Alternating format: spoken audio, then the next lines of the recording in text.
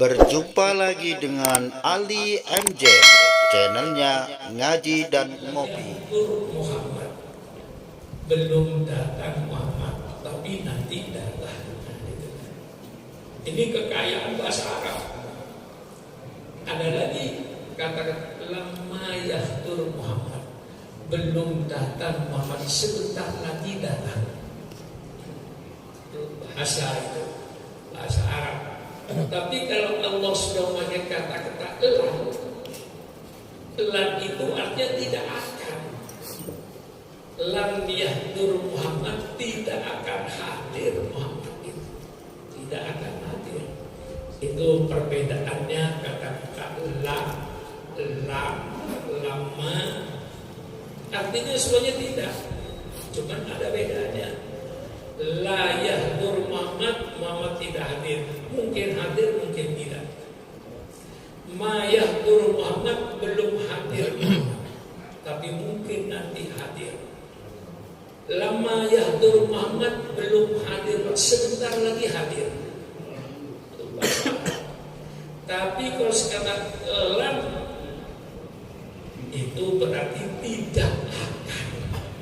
Walan tardo angkal yahud walan nasoro hatta tattabi'a millatahu. Tidak akan ridho sampai hari kiamat orang Yahudi dan orang Nasrani sebelum engkau Muhammad mengikuti agama mereka, hatta tattabi'a millatahu. Dari ayat inilah mereka selalu berusaha bagaimana cara menghancurkan Islam.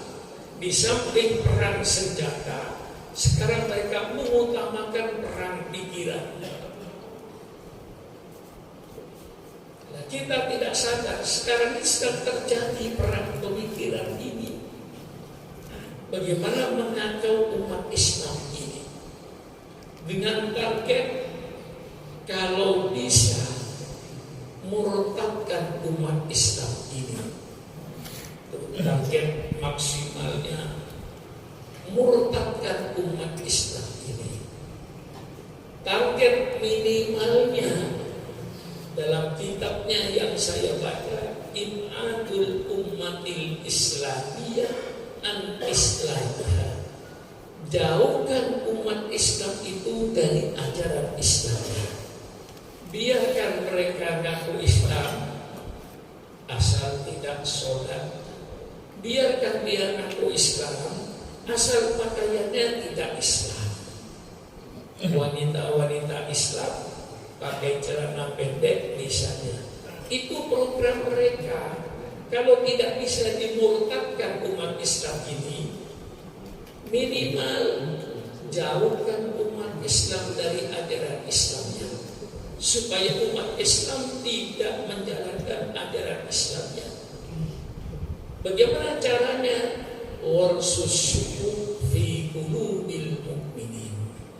Tanamkan kebingungan, tanamkan kekacauan dalam pikiran umat Islam terhadap ajaran agamanya. Bagaimana supaya Islam itu ragu-ragu terhadap ajaran agamanya? Ini usahakan. Jadi kalau kita tahu targetnya musuh, kita tahu cara menghindarkannya. Itu yang maksud saya sampaikan. At-tafriq bainal muslimin, bikin umat Islam itu pecah belah. Jangan sampai umat Islam di dunia ini bersatu. Baik secara internasionalnya, jangan sampai bersatu. Baik secara nasionalnya, jangan sampai bersatu. Bersatunya umat Islam merupakan bahaya terhadap kepentingan mereka. Bikin pecah belah umat Islam ini. Dan ini boleh dikatakan, saya katakan berhasil. Semua tokoh-tokoh Islam berkata persatuan Islam. Tapi buktinya perpecahan Islam yang mereka kerjakan. Yang bikin bingung umat Islam itu adalah para pemimpin-pemimpin Islamnya. Ya terus terang aja saya, yang bikin bingung umat Islam itu kadang-kadang justru yang bikin bingung itu kiainya, ulamanya yang bikin bingung. Tokoh-tokoh Islam ini yang bikin bingung. Saya merasakan itu. Kayak saudara itu kadang-kadang berpikir mau ikut pemimpin Islam yang mana, mau mengikut kiai yang mana. Kiainya ngalor itu. Ini saya bicara bukti di masyarakat ini, bukan teori, bukti di masyarakat. Saudara pasti saudara itu bingung mau ikut kiai yang mana. Kalau seandainya kiai ini bersatu, subhanallah, katakan kayak zamannya Kiai Hasyim Asy'ari, zamannya Kiai Asqullah, semua ulama ahli sunnah wal jamaah itu bersatu, politiknya bersatu, syariatnya bersatu, ahli sunnah wal jamaah, politiknya bersatu. Adalah waktu itu Partai Nahdlatul Ulama. Rakyat yang ahli sunnah tidak ada yang bingung waktu itu. Ke pelosok-pelosok tidak bingung. Dalam politik tidak bingung. Yang dipilih pasti Partai Nahdlatul Ulama ketika itu. Bukan Jamiah, partai politik Nahdlatul Ulama.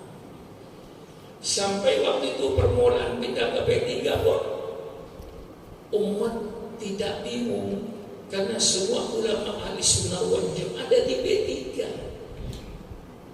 Langsung mereka memilih P3, menang. Nah, sekarang subhanallah, Islam berkeping-keping baik dalam politik maupun dalam ajarannya.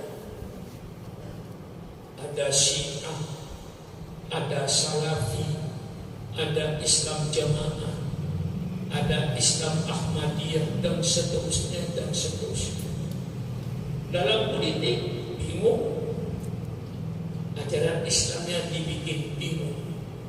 Ini semua tidak terlepas usaha daripada Zionis Yahudi bersama kawan-kawannya. Bagaimana caranya memurtadkan umat Islam? Minimal bagaimana caranya supaya umat Islam tidak melaksanakan ajaran agamanya.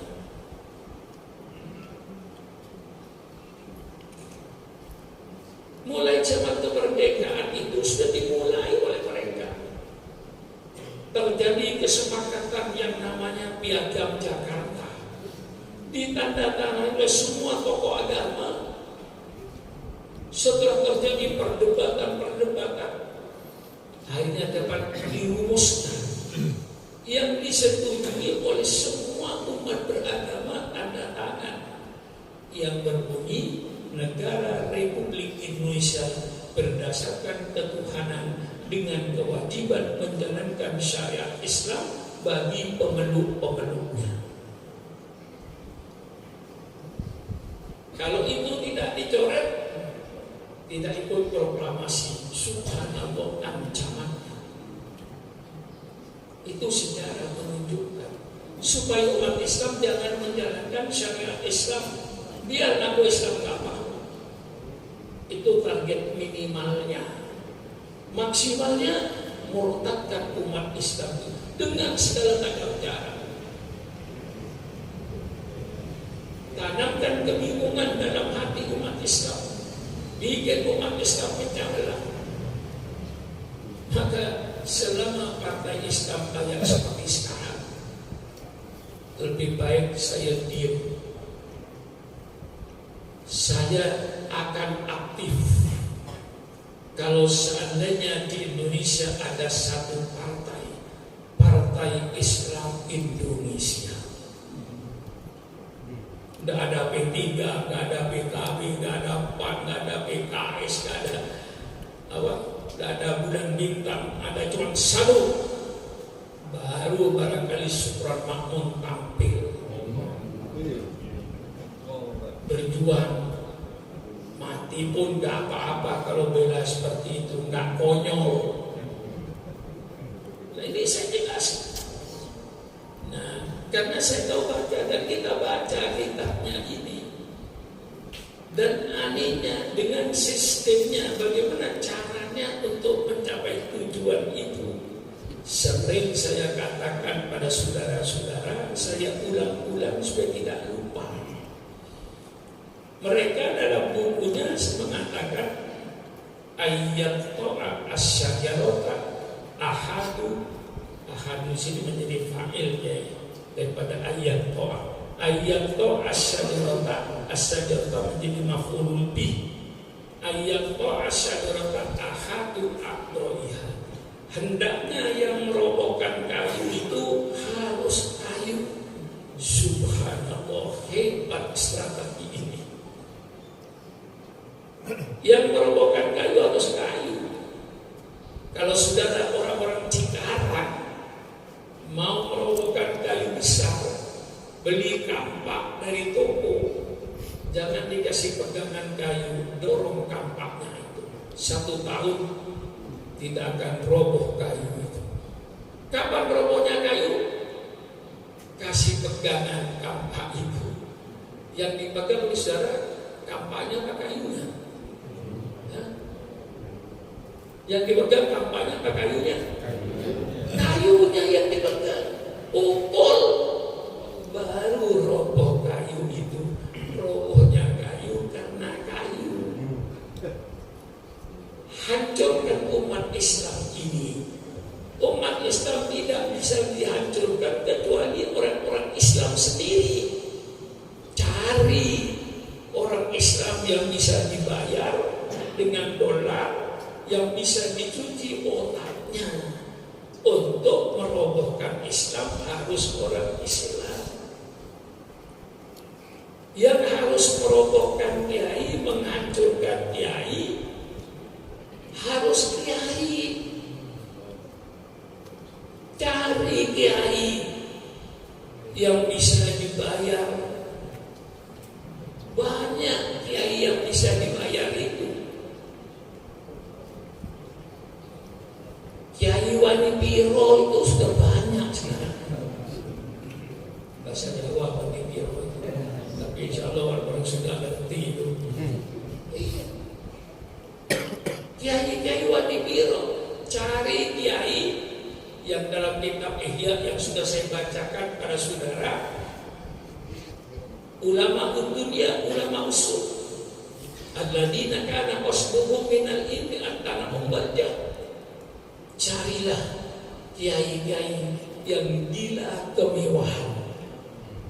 Cari kiai-kiai yang serakah kedudukan dan jabatan. Itulah nantinya yang bisa diperalat.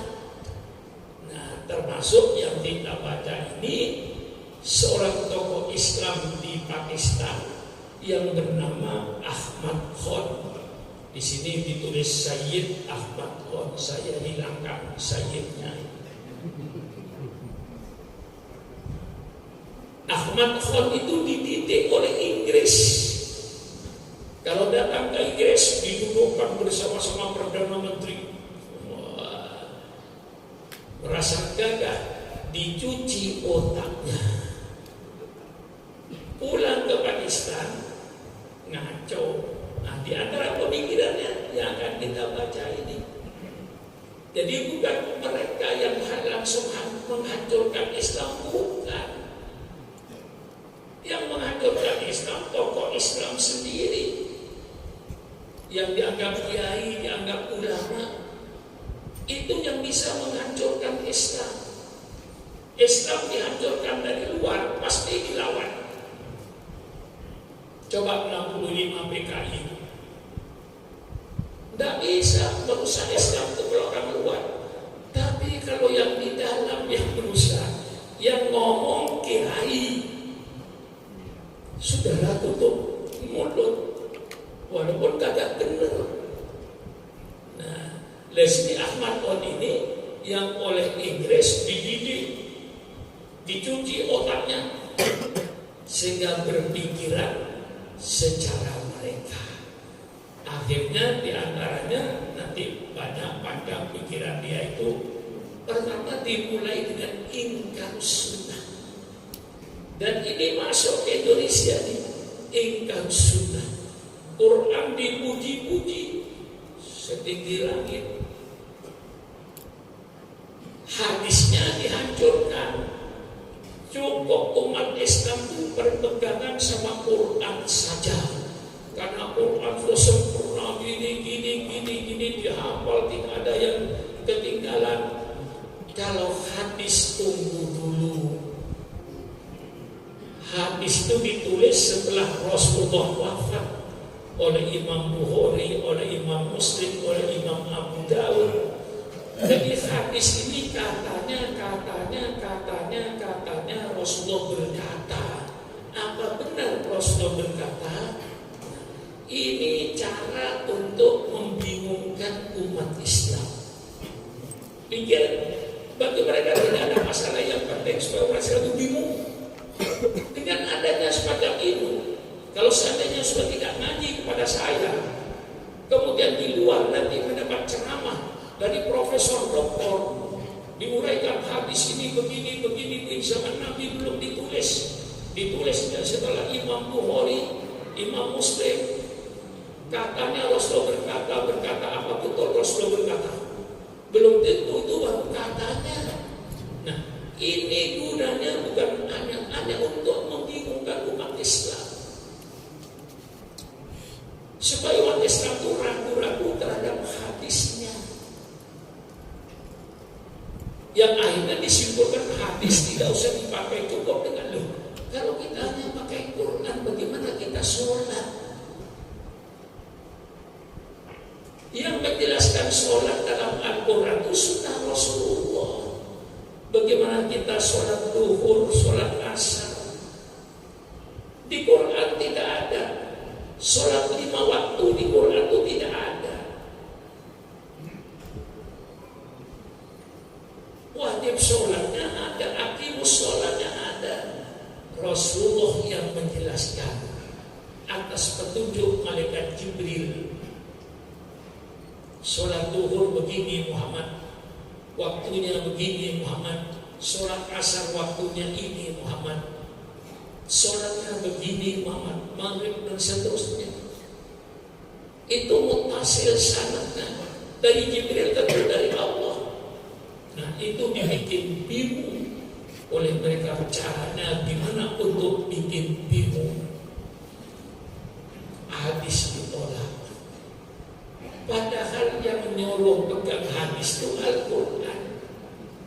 Wa ma atakumur rasulu fakhudhu wa ma naha anhu fattahu.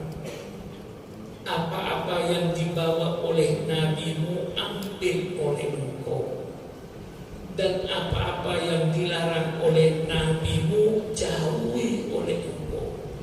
Yang menyuruh ikut nabi itu Quran. In kuntum tuhibbuna Allah fattabi'uni. Kalau engkau mencintai kepada Allah, ikuti saya. Itu firman Allah, ikuti saya. Muhammad SAW berkata begitu pada umatnya. Katakan Muhammad, in kuntum tuhibbuna Allah fattabi'uni. Kalau engkau cinta kepada Allah, ikuti saya. Al-Quran yang hanya untuk bikin kacau pikiran umat Islam. Ini terjadi. Dikatakan oleh mereka untuk bikin bingung umat Islam. Abi Hurairah itu bergaul dengan Nabi Muhammad tidak lebih 2-3 tahun. Mengapa hadisnya kok paling banyak? An Abi Hurairah radhiyallahu an Abi Hurairah radhiyallahu an Abi Hurairah radhiyallahu, lebih banyak daripada hadisnya Abu Bakar.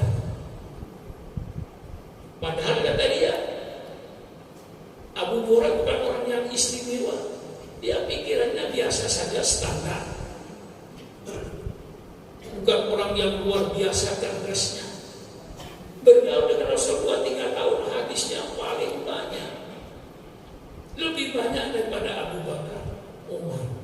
Dan kalau saudara tidak ngaji sama saya, percaya ini enggak benar Abi Hurairah itu. Masa hadisnya lebih banyak daripada Sayyidina Abu Bakar? Padahal dia cuma 2-3 tahun bergabung. Mesti banyak hadis-hadis bohongnya. Ini cara membimbing kita ragu-ragu. Sebenarnya jawabannya tidak sulit itu. Saya punya pembantu di rumah saya, Kiai Mustafa. Cuma tamat SD. Apa artinya tamat SD? Tapi dengan saya 24 jam. Mulai pagi sampai sore. Di rumah saya ya nyapu, ya nyuci, ya gini segala macam. Saya punya kenalan profesor doktor. Belum tentu tiap minggu saya ketemu. Mungkin sebulan sekali ketemu. Kalau Kiai Mustafa ingin tahu keadaan saya sehari-hari, bertanya sama profesor doktor yang cerdas itu atau pada pembantu saya. Pakai otak. Lah ini dapat dibuat mereka. Di perguruan tinggi ini dikuliahkan. Dari Australia datang si Bule memberikan kuliah seperti ini tentang Abi Hurairah itu supaya mahasiswa bingung, ngurapi keyakinannya terhadap hadis. Subhanallah, subhanallah, subhanallah. Yang bicara siapa? Ya, yang bisa merusak Islam itu hanya orang Islam. Yang bisa merusak kiai hanya kiai.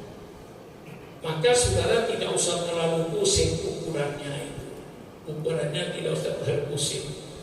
Kalau ada kiai ulama memberikan fatwa bertentangan dengan ulama-ulama kita yang sudah mujma' alaih, boleh saudara nuduh ini barangkali yang dikata oleh Pak Supron kaki tangannya Yahudi.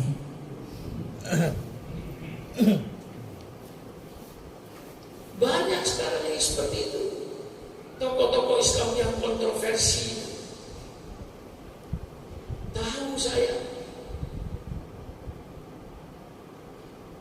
Ada lagi tamatan pesantren namu sama saya bahwa orang mencuri di pertontangan itu dulu Pak Supron, karena belum ada penjara. Sekarang sudah ada penjara, maka hukum potong tangan nggak laku itu, masukkan penjara saja. Karena maksud di potong tangannya itu supaya tidak mencuri. Nah sekarang ada penjara, jadi hukum itu sudah nggak berlaku. Quran subhanallah. Ini termasuk pendapatnya Ahmad Khoni.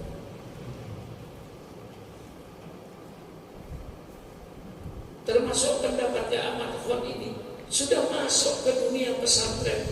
Ini anak pesantren Salafiyah yang datang sama saya. Begitu saya buka, dia kaget. Anda berpendapat segini, pendapat Ahmad Khoni. Saya tanya sama Nasrullah, Rasulullah mau tolong tangan enggak? Kalau seandainya mau ditahan, Rasulullah bisa bikin rumah, satu rumah aja masukkan dalam rumah kunci dari luar. Tapi Rasulullah mau tolong tangan. Kalau begitu saudara lebih alim dari Rasulullah kata saya. Inilah paham-paham begini tujuan berdakwah sesungguhnya. Mereka nolak hadis Ahmad Khoni. Kemudian dia ada alasan saya bisa menerima hadis kalau hadisnya sahih. Nah kata dia, di sini ditulis hatta al-hadis allati yaqbaluha wa tasiku fiha suruhu fahuwa yanqasimu ila qismain. Bolehlah kata dia kalau hadisnya mutawatir. Tapi oleh dia dibikin lagi, dibagi lagi hadis ini. Ada hadis yang menyangkut ibadat, ada hadis yang tidak menyangkut ibadah.